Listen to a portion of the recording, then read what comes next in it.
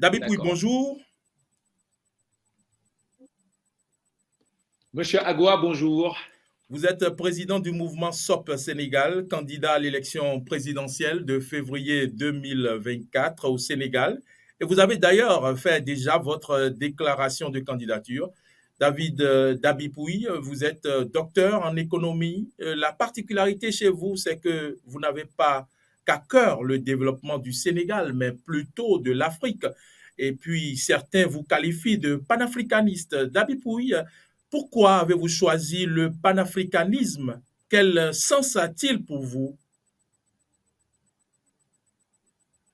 Alors, Monsieur Agua, aujourd'hui, quand j'ai choisi le panafricanisme, c'est parce que tout simplement, je suis convaincu d'une seule chose, c'est que nos pays ne peuvent pas développer individuellement et que tout programme qui ne s'intègre pas dans une dimension africaine est voué à l'échec. Et je peux prendre tout simplement un exemple.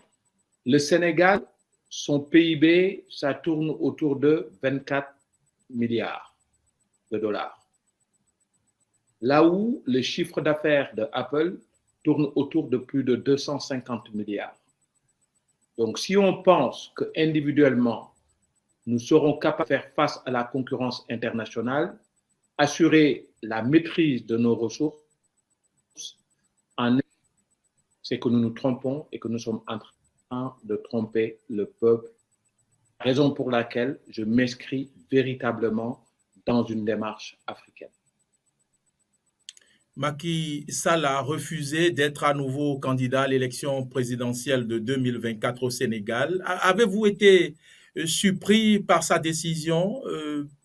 Pourquoi êtes-vous alors candidat à cette élection de 2024? Alors,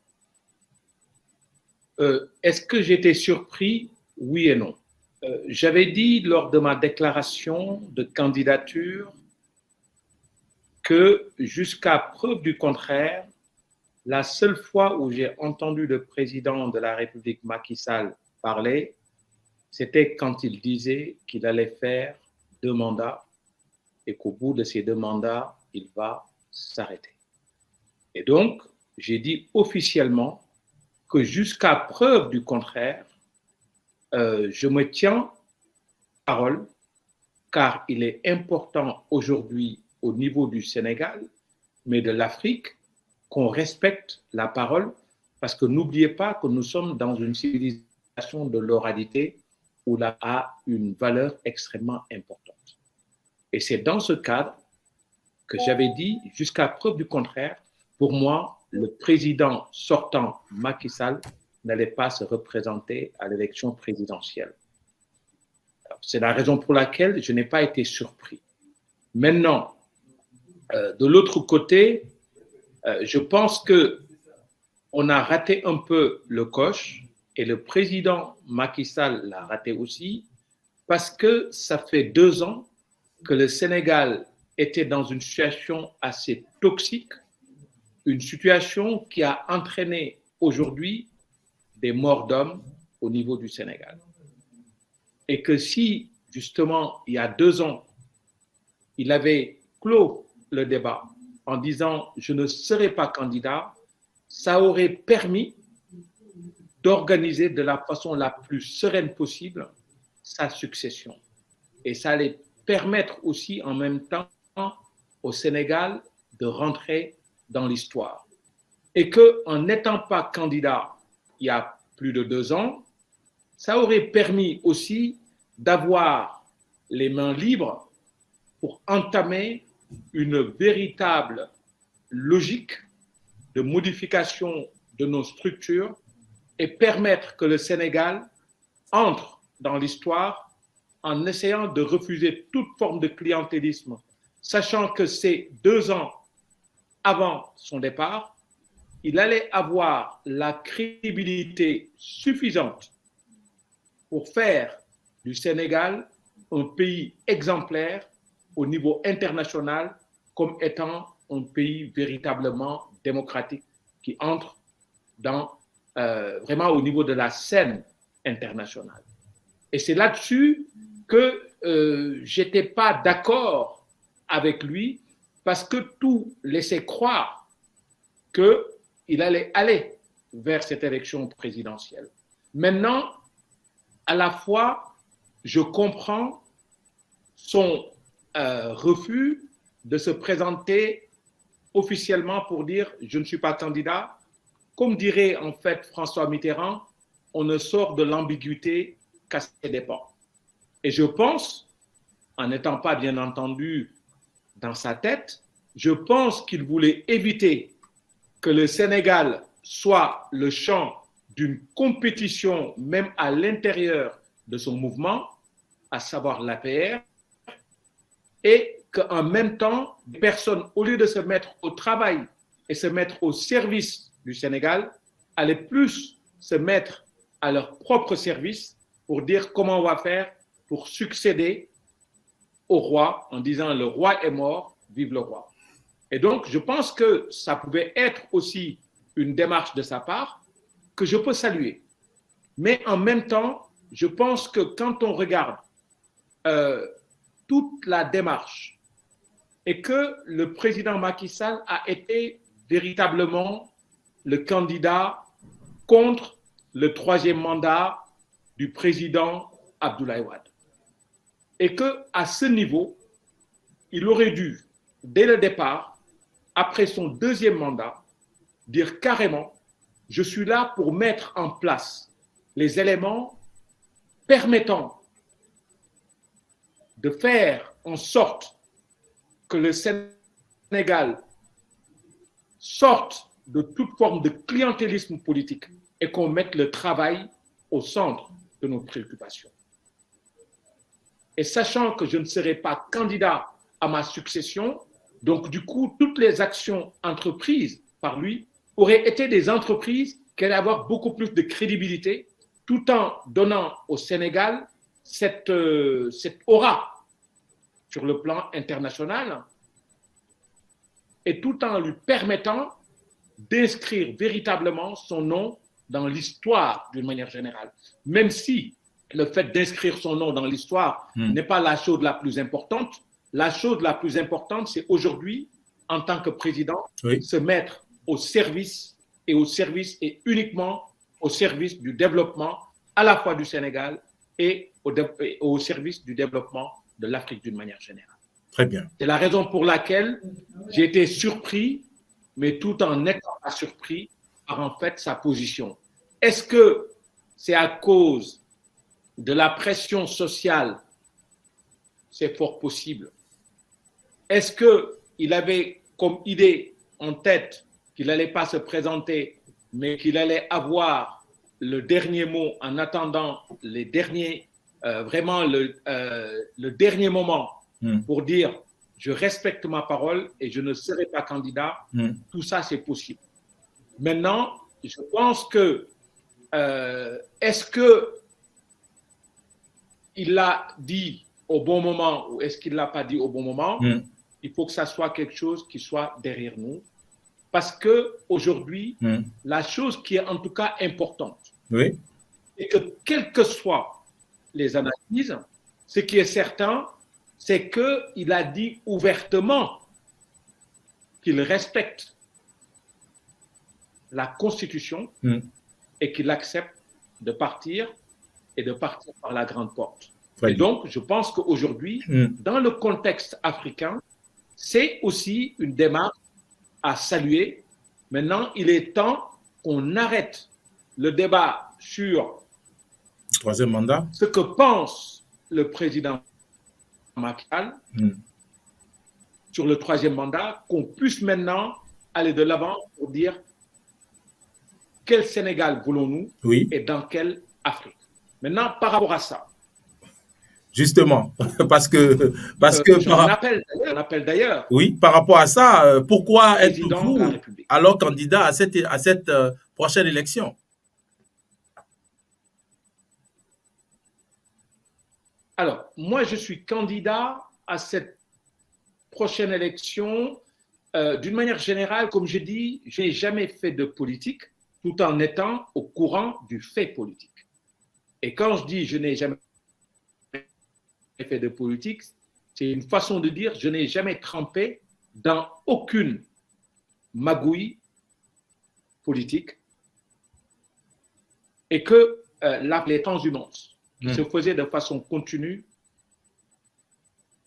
j'estimais que c'était quelque chose qui n'honorait pas le Sénégal. C'est ça. Et c'est la raison pour laquelle, aujourd'hui, je me suis dit, l'heure est grave et que je pense avoir les capacités pour apporter ma pierre à la construction de l'édifice. Je compte expertise parce que je pense qu'aujourd'hui, nos pays ne mettent pas suffisamment l'accent sur l'initiative privée. Et qu'un pays, un compte fort, même si ça doit se faire dans une logique d'accompagnement privé-public, il était temps de mettre l'accent sur cette initiative-là, sur le renforcement du secteur privé. C'est la raison pour laquelle j'ai décidé de me lancer au niveau politique pour faire partie de ceux qui vont changer ce pays, pour faire partie de ceux qui vont changer effectivement ce continent. Bien entendu, pourquoi je me lance aussi, je pense que le champ des uns et des autres. Et qu'aujourd'hui, un président, quelle que soit sa valeur, quelles que soient ses compétences, ne pourra pas réussir tout seul s'il ne s'inscrit pas dans une logique inclusive en mettant en place le changement des comportements, surtout à l'heure du développement des réseaux sociaux. Et c'est en étant au fait de tout ça que j'ai décidé de me lancer sur le plan politique. Et bien entendu, la façon dont les uns et les autres font la politique, plus particulièrement au niveau du Sénégal, où les uns et les autres ont comme unique moyen, d'une manière générale, les injures. Je pense que ça ne montre pas l'exemple au niveau de notre pays, ça ne montre pas l'exemple au niveau du Sénégal, ça ne montre pas l'exemple au niveau de l'Afrique. Et qu'aujourd'hui, la chose la plus importante, c'est de dire les chiens aboient et la caravane passe. Et que nous avons des défis à relever. Et ces défis, c'est aujourd'hui véritablement la question de la modification du changement des comportements. Ces défis aujourd'hui, c'est faire face à un dividende démographique qui est là. Et comment faire pour valoriser ce dividende démographique qui est véritablement la force sur laquelle nous devons nous appuyer. Parce que je pars des faits. Les faits, c'est quoi? C'est dans les années 2050, l'Afrique sera le continent le plus jeune au monde. Le continent le plus jeune au monde. Et l'Afrique va en même temps abriter à son sein plus de 40% de la population mondiale. Ce qui est certain, c'est que ce dividende démographique, cette force que nous avons, si nous ne l'utilisons pas, c'est que nous n'aimons pas notre continent. Si avec ces forces, nous ne sommes pas capables d'être la première puissance économique mondiale, c'est que nous avons raté le coche. Aujourd'hui, nous sommes tous d'accord sur une chose, c'est que on a aujourd'hui une véritable arme, à savoir notre dividende démographique. La deuxième chose dont on est absolument sûr au niveau de l'Afrique, c'est qu'on a aussi les ressources qui sont indispensables au développement du système économique international. Alors, il est temps qu'on ait de l'ambition pour notre Afrique, qu'on ait de l'ambition pour nos pays respectifs et faire de l'Afrique ce qu'elle est réellement, à savoir la première puissance économique mondiale si on s'en donne les moyens. Et c'est la raison pour laquelle je suis candidat à l'élection présidentielle. Et qu'est-ce qui va changer quand vous serez président au Sénégal? Qu'est-ce qui va changer? Alors, la première chose, je pense, c'est la lutte contre toute forme de clientélisme, la lutte contre toute forme de corruption qui empêche aujourd'hui le développement de notre continent, le développement du Sénégal. Et l'une des premières choses que je vais faire, c'est déjà affaiblir le pouvoir du président de la République pour mettre en place un système allant vers une démocratie citoyenne. Une démocratie citoyenne dans laquelle enfin participer la population. Il est temps d'arrêter ce que j'appelle vraiment de la condescendance. Oui. C'est-à-dire que le pouvoir qui vient d'en haut et que les gens pensent à la place de la population ce qui est bon pour eux. Nous avons vécu cette humiliation avec le système économique mondial. Aujourd'hui, la Banque mondiale, le FMI et les pays occidentaux pensent à notre place. Et comme disait Nelson Mandela, quand on pense à votre place, sans que vous soyez là, c'est qu'on pense contre vous, de manière générale. Les choses qui se décident à votre place et sans vous se font contre vous. Et donc, si on refuse cette logique humiliante au niveau international, ce n'est pas pour mettre cette même démarche au niveau national, au niveau de l'Afrique. Et il est temps de s'appuyer sur nos propres forces, sur nos propres ressources et mettre en place un développement inclusif avec un contrôle de nos ressources. Aujourd'hui, si je suis président de la République, la chose la plus sûre, c'est que je mettrai en place un système permettant une démocratie citoyenne, permettant aux Africains de prendre en charge leur propre développement. Et que sera alors la relation France-Afrique quand on sait que vous êtes un panafricaniste Bontin? Alors, la relation France-Afrique, moi, depuis mon plus jeune enfance, j'ai toujours regardé avec beaucoup de tristesse la photo de famille France-Afrique où on voyait la France avec le président de la République française au milieu et tous les chefs d'État africains autour. Alors que la France n'est absolument rien sans l'Afrique. Alors donc, cette relation France-Afrique, je pense qu'il faut la redéfinir. Et aujourd'hui, quand on est contre la France, ce n'est pas on est contre les Français, mais nous sommes contre un système qui est là pour nous imposer une certaine forme de domination. Et je pense qu'aujourd'hui, il est temps d'arrêter ce système. Et quand, par exemple, le président Macron met en avant les intérêts de la France, on ne le traite pas de conservateur. Quand les chefs d'État occidentaux mettent en avant les intérêts de l'Occident, de l'Union européenne, on ne les traite pas d'européistes, mais on les traite tout simplement de personnes de bon sens qui sont là en tant que capitaines de leur bateau et pour faire marcher leur bateau. Il est temps que nous aussi, de notre côté, sans complexe, dire nous sommes les capitaines du bateau Afrique et que tous les contrats toxiques qui sont aujourd'hui chez nous, il faut les remettre en cause. Est-ce que vous aurez les coups des franches, n'est-ce pas une utopie? Mais ce n'est pas une utopie. Et de toute façon, je n'ai rien contre les utopies parce qu'on dit les utopies d'aujourd'hui sont les réalisations de demain.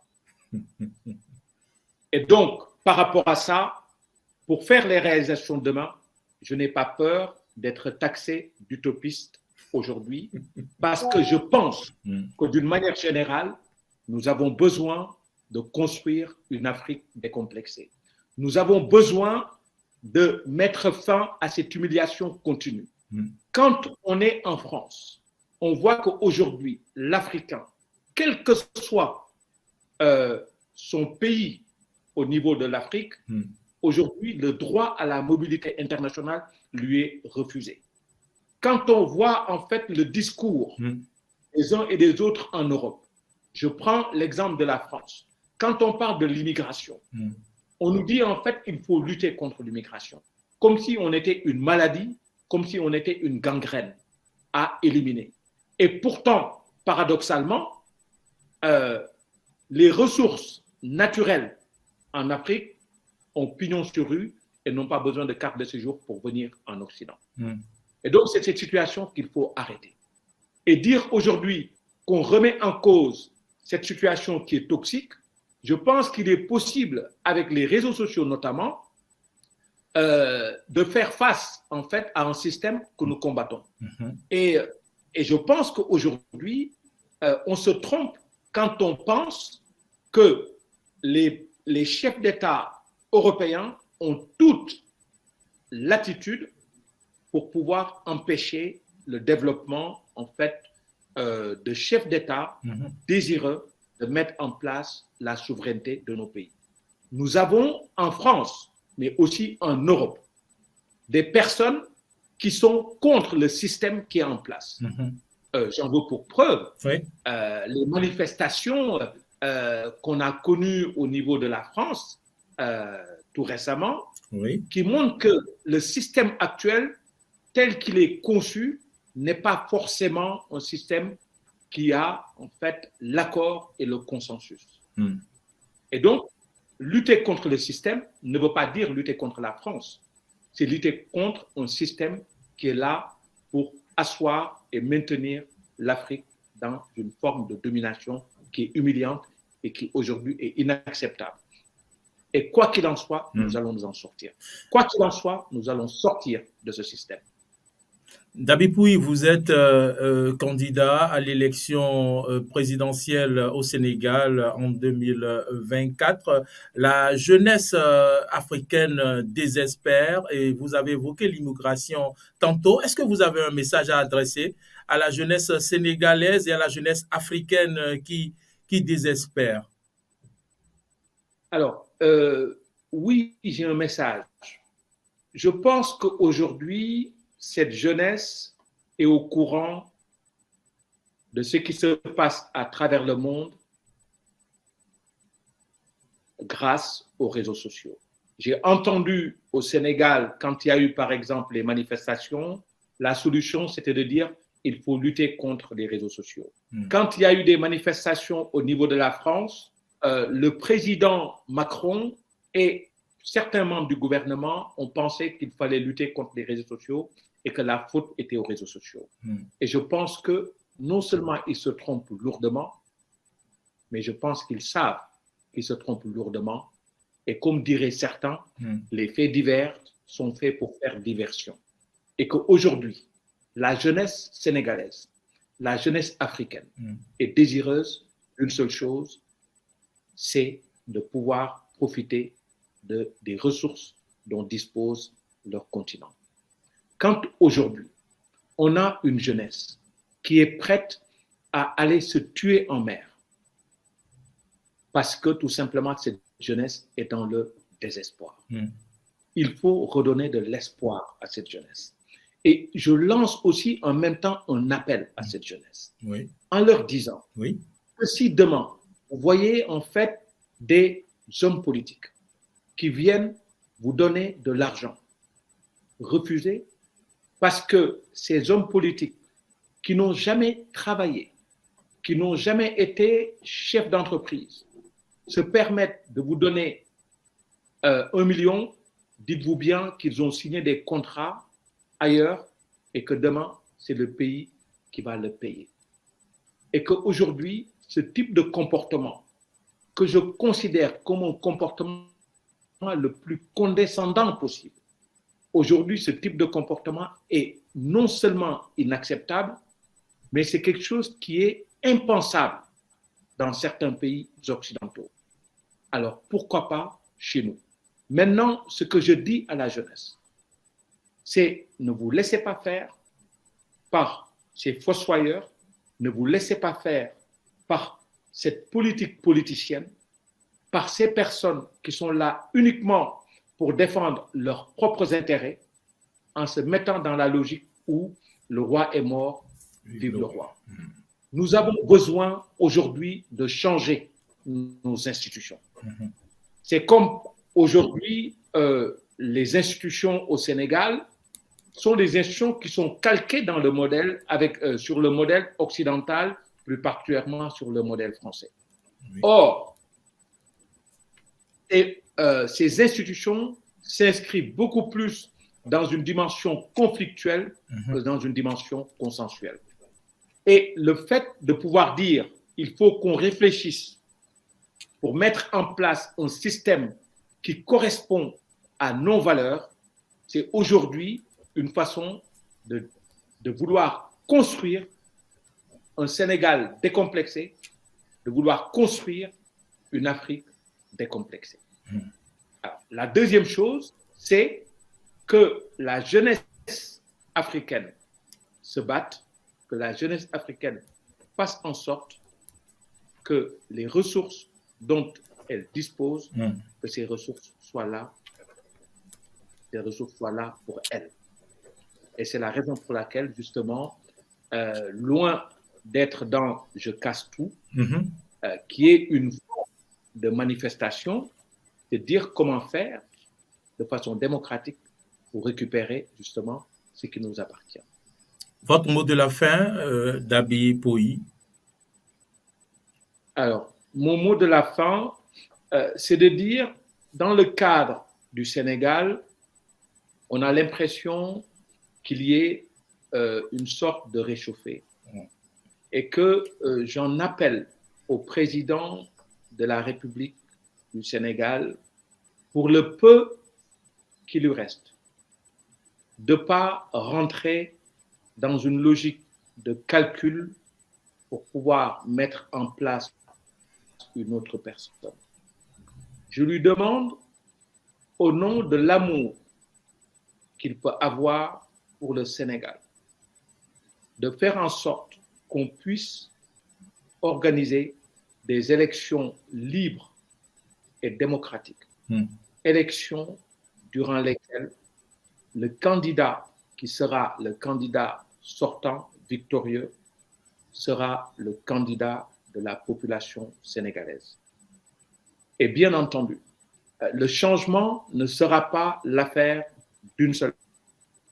Le changement sera l'affaire d'une coalition la plus large possible pour lutter contre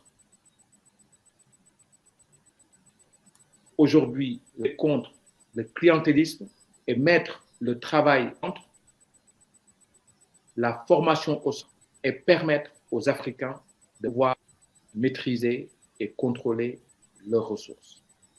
C'est la raison pour laquelle je pense que cette pléthore de candidats au niveau du Sénégal, c'est aussi quelque part un mauvais signal.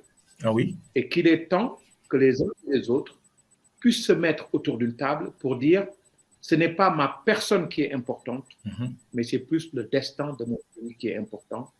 Et que pour faire face à ça, je suis prêt à mettre de côté mes propres ambitions personnelles parce qu'il est temps de sortir de cette personnalisation pour mettre en place un système transparent, un système dans lequel ceux qui sont là seront là pour le peuple et par le peuple, et qu'en même temps qu'on sorte de toute forme d'impunité. Et que toute déviance par rapport à ça, que ça soit sanctionné. Que ça soit sanctionné, sortir de ce système. Aujourd'hui, je pense fondamentalement que ça passera par un changement de comportement. Il faut qu'on mette l'accent sur un changement de comportement et il faut qu'on mette l'accent aujourd'hui véritablement sur la valorisation de notre dividende démographique. L'Afrique le mérite, l'Afrique le vaut bien et nous sommes capables en fait d'y arriver. Dabi Poyi, merci pour cet entretien. Vous êtes président du mouvement SOP Sénégal, docteur en économie, candidat à l'élection présidentielle de février 2024. Vous nous avez accordé cet entretien. Merci infiniment et à bientôt. Merci à vous, M. Agua, et à très bientôt.